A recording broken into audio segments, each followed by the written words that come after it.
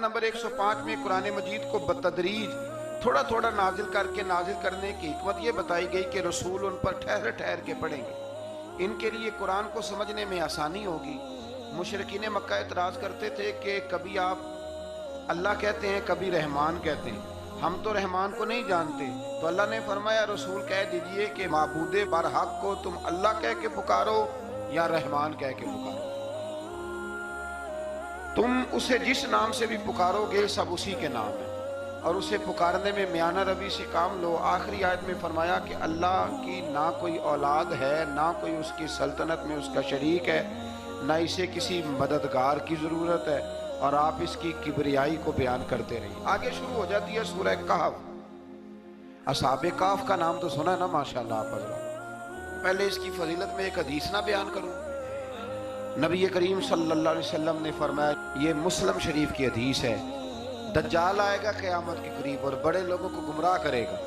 تو حضور نے فرمایا جو سورہ کہف کی 10 آیات زبانی یاد کر لے نا وہ دجال کے فتنے سے بچ جائے گا۔ اللہ توفیق عطا فرمائے۔ اس سورہ مبارکہ کی آیت نمبر 9 سے اصحاب کہف کا ذکر شروع ہوتا ہے۔ اصحاب کہف، جب حضرت عیسیٰ علیہ السلام کو اللہ کریم نے چوتھے آسمان پہ بلا لیا نا، تو دقیانوس نام کا ایک بادشاہ ہوا بنی اسرائیل کے اندر، بڑا ظالم تھا، اس نے گمراہی پھیلا دی، اور جو لوگ معاذ اللہ کفر اور شرک نہیں کرتے تھے انہیں قتل کروا دیتا تھا۔ تو 7-8 نوجوان اپنا ایمان بچا کے بھاگے۔ او ہو اللہ، ساری دنیا مال بچا کے بھاگتی، وہ 7-8 نوجوان اپنا ایمان بچا کے بھاگے کہ یہ ہمیں کہیں کفر کی طرف نہ لوٹا دے۔ تو جا کے ایک غار کے اندر چلے گئے تو ایک کتا بھی ان کے ساتھ ہو گیا۔ انہیں کتے کو بڑے روڑے مارے کہ یہ اگر بھونکے گا، آواز نکالے گا تو ہم پکڑے جائیں گے، ہم نے تو چھپنا ہے۔ پر اس کو نہ ولیوں سے پیار ہو گیا، اس نے کہا بھگاؤ جتنا مرضی مجھے، فطرت میری ہے کہ میں بھونکتا ہوں، پر جب اللہ کے ولی ہوں تو پھر میں ادب کرتا ہوں۔ یہ قرآنی واقعہ ہے۔ اچھا، یہ عین وہ واقعہ ہے قرآن مجید کا کہ جو بہت ساری چیزوں پر ویسے ہی نص ہے اور بہت ساری زبانیں ویسے ہی گنگ ہو جاتی۔ تو وہ 6-7 لوگ تھے، وہ چلے گئے غار کے اندر، جا کے انہوں نے پناہ لے لی۔ بادشاہ کو پتہ چل گیا کہ غار کے اندر ہے۔ اچھا، اللہ کی قدرت جیسے ہی داخل ہوئے انہیں نیند آ گئی، یہ سو گئے۔ اور قرآن مجید کہتا ہے، قرآن مجید کے یہ لفظ ہیں کہ کتا غار کے منہ پر بازو پھیلا کے بیٹھ گیا، گویا اپنے مالکوں کی خدمت کرنا ہے۔ اب میاں صاحب کی ایک بات کر لیں درمیان میں۔ میاں صاحب فرماتے ہیں جنہ تنا وچ عشق نہ رچیا، کتے ہونا تھی چنگے، اور چلو مالک دے کر راکھی کر دے، صابر بھوکے ننگے۔ یہ دیکھو نا کہ اتنا تو ان کے اندر بھی کمال ہے۔ اپنے نا دونوں بازو پھیلا کے کتا بھی غار پہ بیٹھ گیا، ان کو نیند آ گئی۔ بادشاہ نے پتہ کرایا کہاں بھاگ کے گئے، تو کہا وہ غار کے اندر ہے۔ بادشاہ کہنے لگا کہ ان کی سزا یہ ہے کہ ایک دیوار چن دو غار کے منہ میں، غار کوئی بند کر دو۔ جس بندے کی ڈیوٹی لگائی نا غار چننے کی، بندہ بڑا نیک تھا، اس کو دیوار بنانے کا ذمہ دیا۔ اس نے نا دیوار بھی بنائی اور ایک تختی پہ نا سب کے نام لکھے، اور وہ تختی ایک صندوق میں رکھ کے وہاں بند کر دی، اور اسی طرح کی ایک تختی اس کے نیچے لکھا کہ ایک تختی ان کے ناموں کی نا میں مال خزانہ میں بھی بند کر رہا ہوں۔ اللہ تبارک و تعالیٰ کی قدرت کے بعد مفسرین نے لکھا ہے وہ 100 سال تک سوئے رہے، اور بعض نے لکھا ہے کہ 300 سال تک سوئے رہے۔ 300 سال کے بعد اس طرح ہوا کہ حکومتیں بدل گئیں۔ بیدروس نام کا ایک بادشاہ آ گیا، وہ بڑا نیک دل تھا، اس نے ہر طرف حضرت عیسیٰ علیہ السلام کی شریعت کا پھر سے نعرہ بلند کیا۔ اب نا کچھ لوگ ایسے تھے جو منکر ہو گئے تھے کہ مرنے کے بعد دوبارہ کیسے اٹھیں گے۔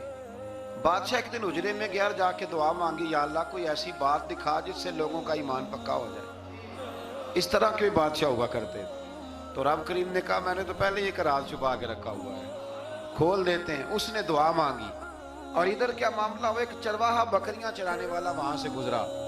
اس نے سوچا یہ دیوار ہے، اگر اس کا منہ کھول لوں نا کبھی تو میری بکریاں یہاں تھوڑا سا دھوپ کے اندر سستا لیا کریں گی۔ اس چرواہے نے کیا کیا کہ اس نے وہ دیوار گرائی تاکہ میری بکریاں اندر جایا کریں۔ وہ دیوار گرائی تو اس نے اندر 6-7 لوگ سوئے ہوئے دیکھے، اور کتا بھی سویا ہوا دیکھا۔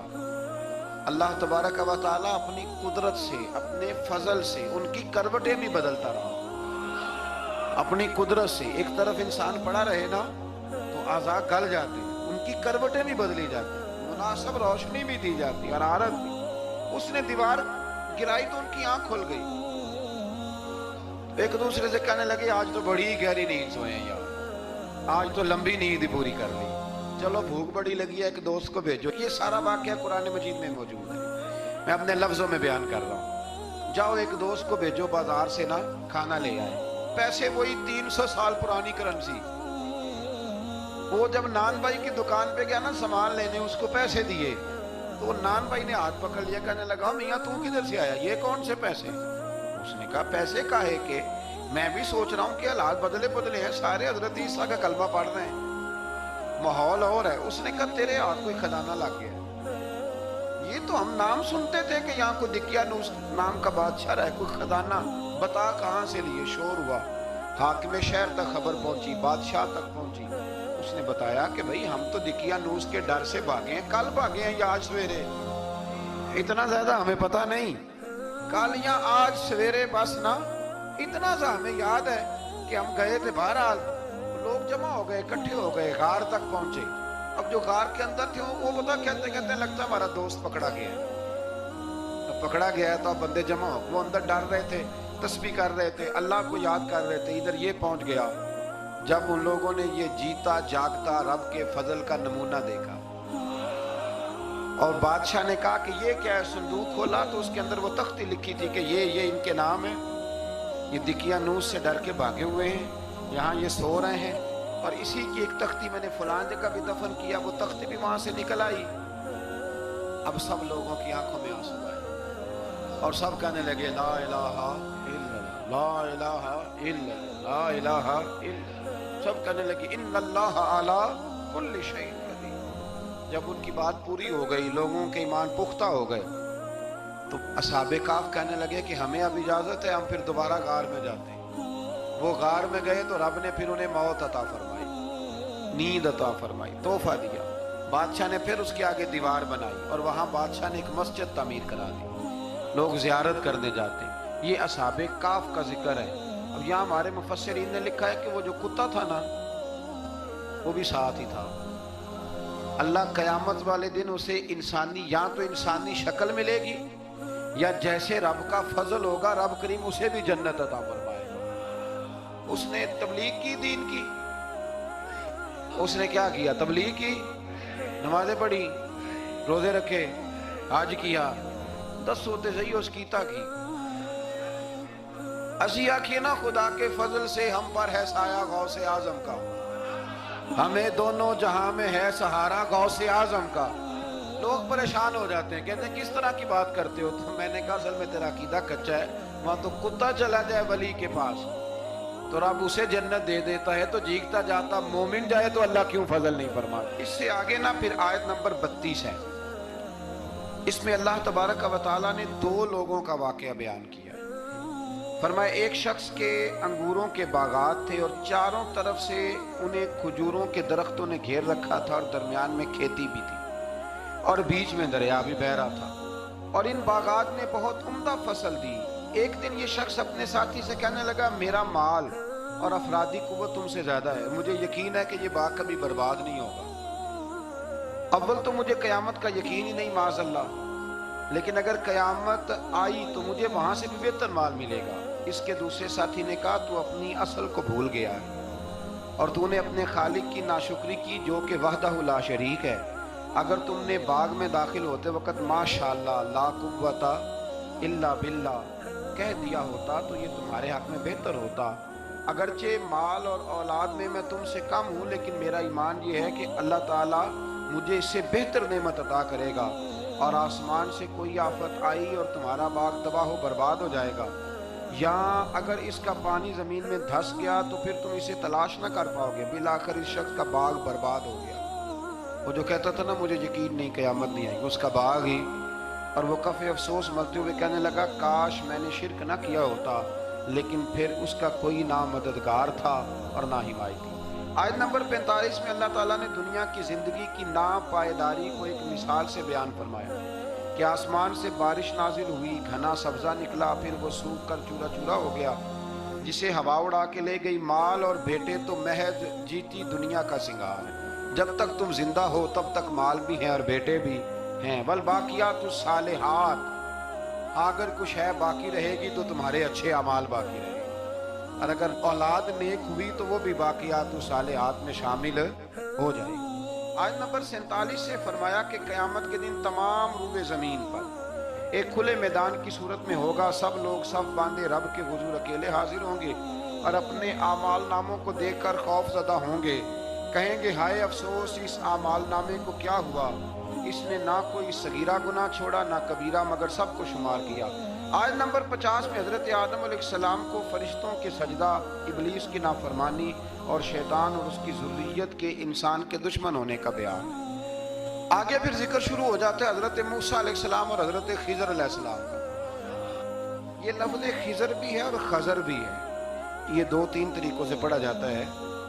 حضرت خضر کے بارے میں مختلف روایات ہیں کہ یہ ولی ہیں کہ نبی ہیں، لیکن مضبوط رائے اکثر بزرگوں کی یہی ہے کہ یہ بھی اللہ کے نبی ہیں، اور بعض نے لکھا ہے یہ ہمیشہ سے زندہ ہیں۔ یہ دو اللہ کے نبی حضرت الیاس علیہ السلام اور حضرت خضر علیہ السلام، یہ دونوں ہر سال حج میں بھی جاتے ہیں، ہر سال حج میں بھی جاتے ہیں، کیونکہ ایک روایت ملتی ہے کہ محبوب کریم علیہ السلام حج پہ گئے تو فرمایا میں الیاس اور خضر کو پہاڑوں سے اترتے ہوئے دیکھ رہا ہوں۔ تو جن کو اللہ نے کھلی آنکھیں دی ہوتی ہیں پھر انہیں زیارت بھی ہوتی ہے، انہیں یہ نظر بھی آتے ہیں۔ حضرت خضر علیہ السلام کو اللہ نے علم لدنی عطا فرمایا۔ یہ علم لدنی اللہ جس کو اپنے پاس سے عطا کر دے اس کو علم لدنی کہتے ہیں۔ حضرت موسیٰ علیہ السلام ایک دن تقریر کرتے ہوئے کسی نے پوچھا کہ آپ سب سے بڑے عالم ہیں، فرمایا الحمدللہ۔ تو اللہ کریم نے فرمایا نہیں ہے موسیٰ کلیم، آپ سے بڑے بڑے بھی ہیں، بڑے بڑے لوگ ہیں۔ ہمارے یہاں مسئلہ ہے پا نہ پڑی اور لوگ مناظرہ کرنے آتے ہیں، کئی دفعہ لوگ نا مسئلہ بتاتے ہیں تو میں کہتا ہوں جناب آپ نے بتا دیا کہ اب آپ نے حکم کرنا ہے، اب آپ نے حکم کرنا ہے۔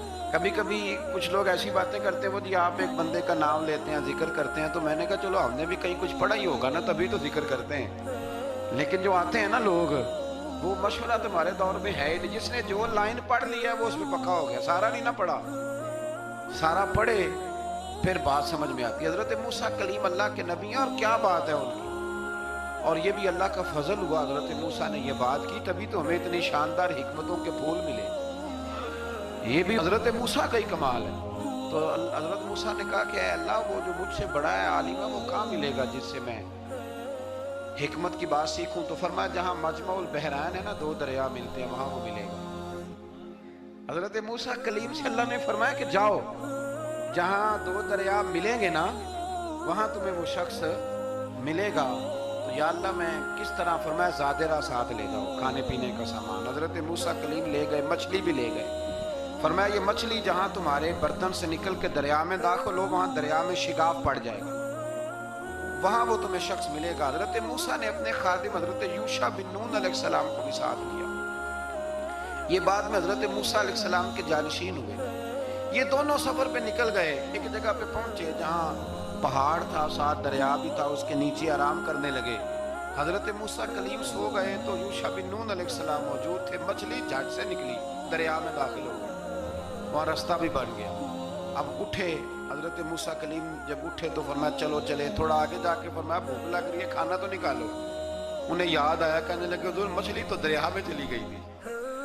فرمایا تو نے بتایا ہی نہیں، وہی تو ہماری منزل تھی جہاں مچھلی دریا میں گئی۔ پھر وہاں سے واپس آئے قدموں کے نشانوں پہ، وہاں پہنچے جہاں مچھلی گئی تھی، تو وہاں ایک شخص لیٹا ہوا تھا چادر لے کے۔ آپ نے سلام لی تو انہوں نے کہا وعلیکم السلام یا موسیٰ کلیم اللہ۔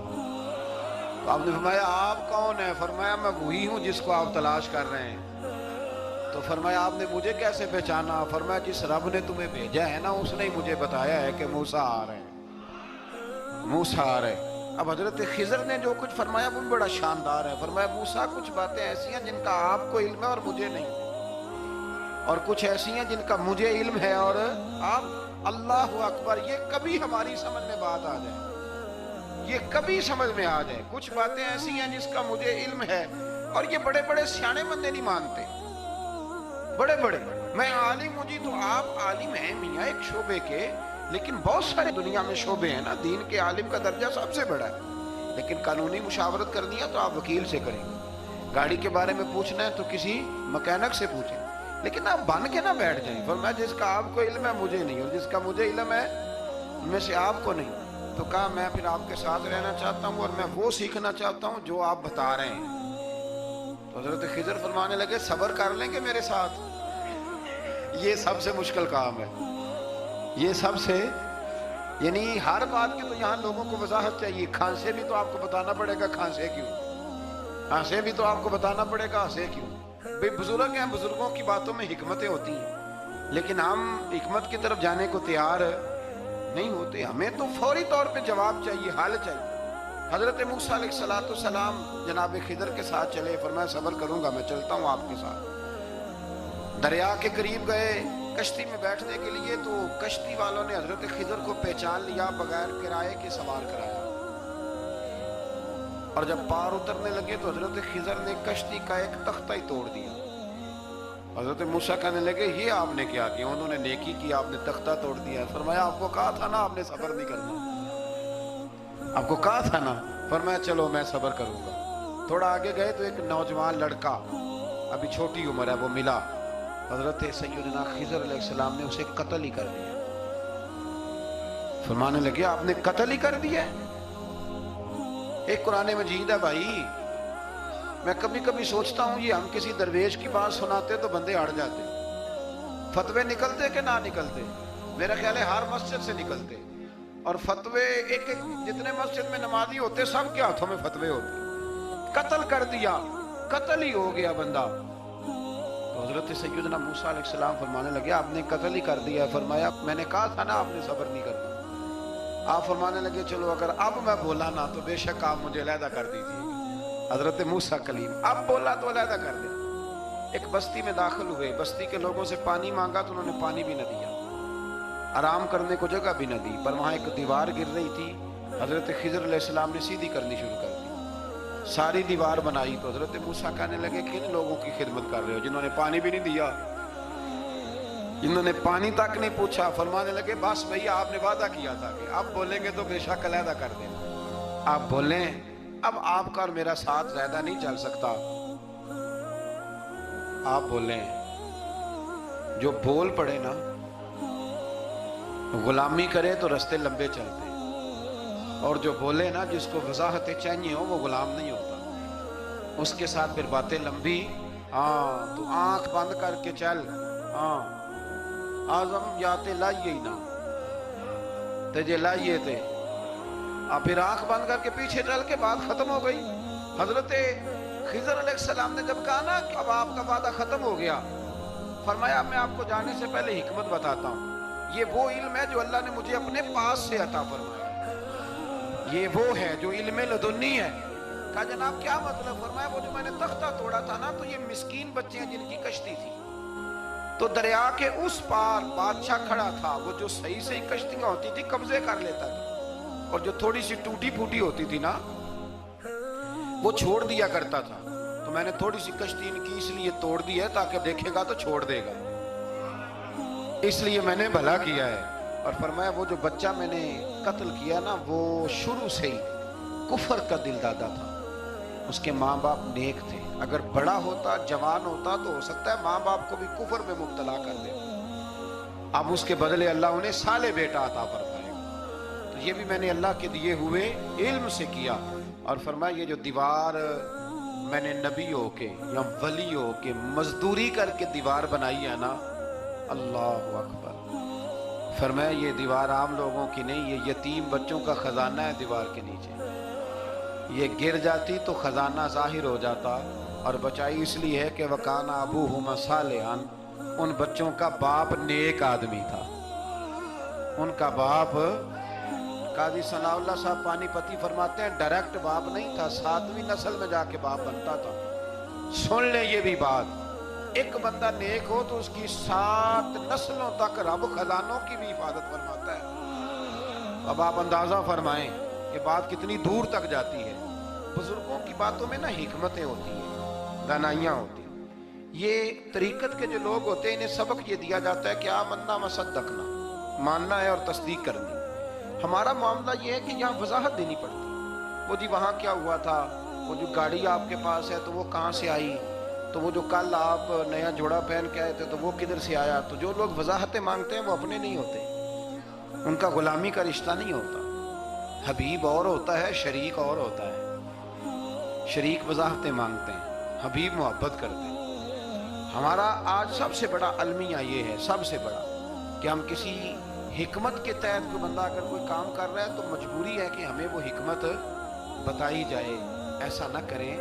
یہ طریقہ حضرت غوث اعظم رضی اللہ تعالیٰ، حضور غوث پاک رضی اللہ تعالیٰ عنہ کو ایک شخص ملنے آ گیا. ملا علی قاری نے لکھا ہے، آپ کے ایک مرید نے کہا چل میرے پیر سے ملنے. کہنے لگا میں نہیں جاتا ملنے کسی پیر شیر سے. کہا نہیں آؤ تو صحیح. وہ آیا نا تو اس نے دیکھا کہ 50 گھوڑے عربی نسل کے کھڑے ہیں غوث پاک کے دروازے.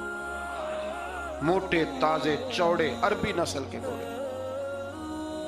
اس کے دل میں خیال آیا، کہنے لگا یار سواری کے لیے اگر رکھے ہیں تو ایک بھی کافی تھا، 50 کی کیا ضرورت تھی.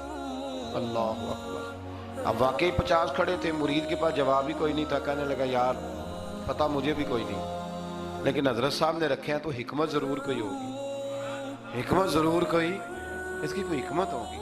اللہ اکبر. وہ چلے گئے واپس. وہ روز تنقید کرتا، کیسا تیرا پیر ہے 50 گھوڑے رکھے ہوئے، کیسے تیرا پیر ہے 50 گھوڑے رکھے ہوئے. کچھ دن گزرے تو ملا علی قاری کہتے ہیں وہ اعتراض کرنے والے کے پیٹ میں کوئی تکلیف ہوئی. بغداد کے سب سے بڑے طبیب کے پاس گیا.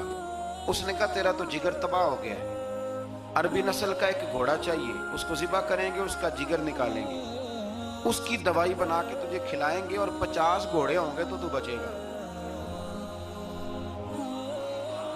اب پریشان ہو گیا، کہنے لگا گھوڑے ہیں تو صحیح، پر جو میں حال کر رہا ہوں گا گھوڑے تو نہیں ملیں گے، میرا تو جوتوں والا کام ہے، وہ شاید مل جائیں.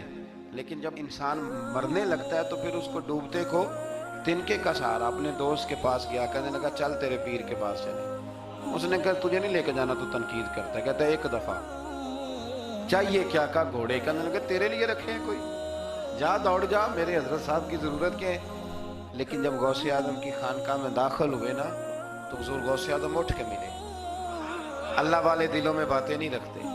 ماتھا چوما اور فرمانے لگے میاں تو ایک دن نا میری گلی سے گزر رہا تھا تو میری تیرے اوپر نظر پڑی، تو مجھے نظر آیا تو بیمار ہوگا اور تیرا علاج عربی نسل کے 50 گھوڑوں کی وجہ سے ہوگا، تو میں نے تیرے لیے لا کے کھڑے کیے ہوئے، تیرے لیے ہی کھڑے کیے ہیں. تو نا گھر بھی لے جانے کی ضرورت نہیں، چارہ بھی میرے مرید ہی ڈال دیا کرے. تو اس طرح کرنا، روز آنا ایک گھوڑا لے جانا، پھر اگلے دن آنا تو دوسرا. وہ خدا کے بندے تیرے لیے رکھے تھے تو تنقید کر رہا ہے. اللہ کے بندے پردہ پوش ہوتے ہیں. ہاں شرط یہ ہے کہ وہ بندہ صالح ہو، دیندار ہو، وہ والا پیر نہ ہو جو نماز بھی نہ پڑھے اور گھوڑے 15 رکھے ہوئے ہوں اس نے، وہ والا معاملہ نہ ہو. تو میرے عزیز یہ یاد رکھیں کہ اللہ تبارک و تعالیٰ کا بندہ جب آپ کا روحانی علاج کرتا ہے نا، روحانی علاج سے مطلب جادو ٹونے کا علاج نہیں، روحانی علاج وہ ہوتا ہے کہ میرے گناہوں کا علاج ہو جائے، حسد بغض کینہ عداوت یہ نکل جائے. تو وہ کچھ ایسے نسخے بتاتا ہے جو سمجھ میں مرید کی نہیں آتے لیکن وہ ضروری ہوتے ہیں. انہی نسخوں کو استعمال کرنے سے انسان کا فائدہ ہوتا ہے. جی کرنے والے لوگ ہمیشہ کامیاب رہتے ہیں. وہ ماں باپ کے آگے کریں، استاد کے آگے کریں، شیخ کے آگے کریں. اور جن کو وضاحتوں کی ضرورت ہوتی ہے، ہاں ایک شرعی بات ضرور ہے، وہ ضرور سن لیں. اگر آپ کو کہیں کچھ شرعی قباحت نظر آئے جو قرآن و سنت سے ٹکراتی ہو تو وہ آپ پر فرض ہے آپ اپنے مرشد سے پوچھیں. کتنی بڑی بات کر رہا ہوں، یعنی جو چیز قرآن و سنت سے ٹکرا رہی ہو اس کی وضاحت طلب کرنا ضروری ہوتا ہے. اور جو دین سے نہ ٹکرائے اس پر آپ وضاحتیں پوچھتے ہیں تو پھر اس کا مطلب ہے کہ آپ علاج کرانے میں سنجیدہ نہیں ہیں. اللہ تعالیٰ